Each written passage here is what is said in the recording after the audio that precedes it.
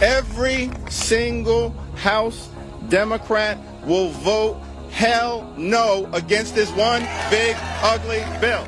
There's widespread fear among... If you're in the country legally, you should be concerned. It's not okay to be in the country legally. We've got a lot to cover. We certainly do. It's about how issues are being framed, the language being used. It tells you a lot. Exactly. From massive tax cuts being proposed to, well, border security getting really serious, and even fundamental arguments about what political labels actually mean. And that language, as you said, it often reveals the real priorities, doesn't it? Makes things that sound simple suddenly quite complex. So for you trying to make sense of it all, what's really going on behind the headlines? Let's get into it. Okay.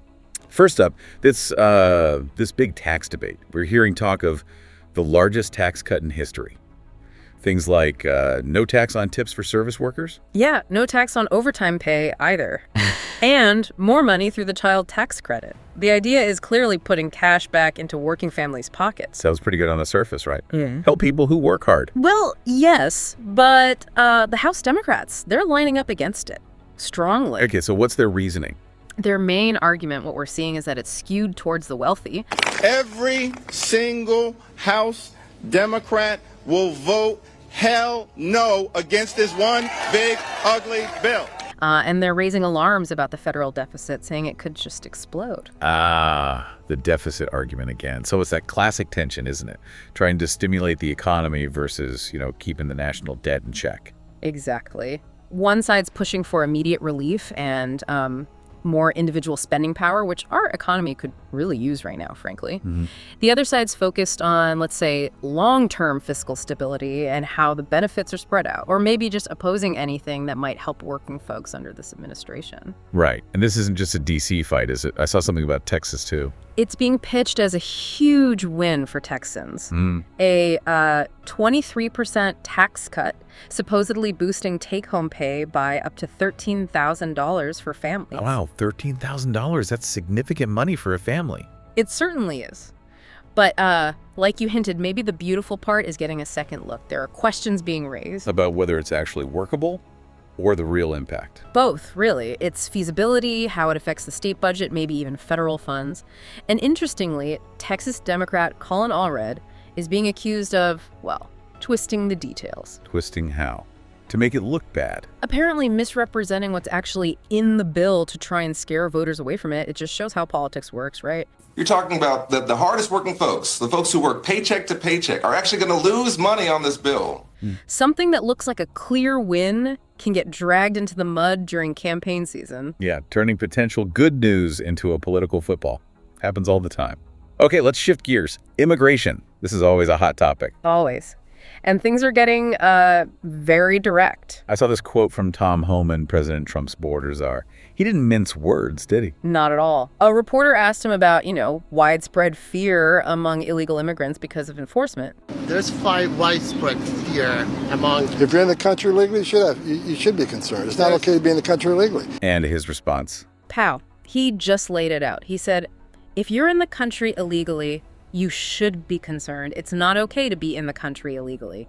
Clear as day. Doesn't get much clearer than that. He also mentioned national security threats, right? Absolutely. He added, if you're a national security threat, you should be worried we're looking for you. It's a really forceful statement. So what does that signal, really, beyond just tough talk? It signals a very strong commitment from the administration to actually enforce existing laws, prioritizing deportations, especially for those who pose a risk, and really tightening things up at the border. No more catch and release, basically. It's about making it clear that laws have consequences.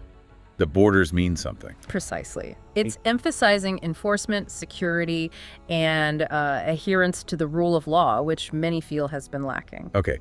Finally, let's get into this ideological clash. This happened on TV, right? A debate. Yeah, quite a heated one. You had Scott Jennings, conservative commentator, going after Bakari Sellers from CNN. What was the trigger? It was about a politician in New York, Zohran Mamdani. Have a Democratic Socialist elected as mayor of New York City. No, you agree with Pete that he is a communist then? He's not a communist. He's a socialist. He said seize the means of production. He's a socialist. He is not a communist. I'm not a socialist, He's but he literally calls himself. he's using the language of the Bolsheviks, is he not? Using the phrase, seize the means of production. Uh-oh. That phrase definitely rings some bells. big red bell. Exactly. And Jennings jumped right on it. He immediately linked it to communism. He brought up the Bolsheviks, the USSR.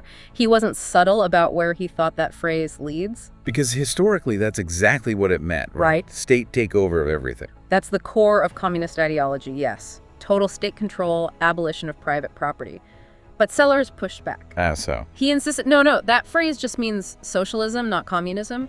He tried to draw a distinction. Okay, so is there a valid distinction when you use a phrase like that? I mean, seize the means of production.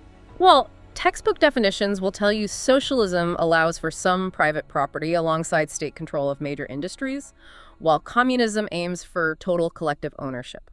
But let's be real. When you use a phrase loaded with that kind of historical baggage, a phrase directly from Marx, used by Lenin... You know exactly what you're signaling, right? You think so? It's not like choosing between Pepsi and Coke. It invokes a very specific and frankly destructive ideology. So Jennings calling it out as communist language, well, it resonates because of that history.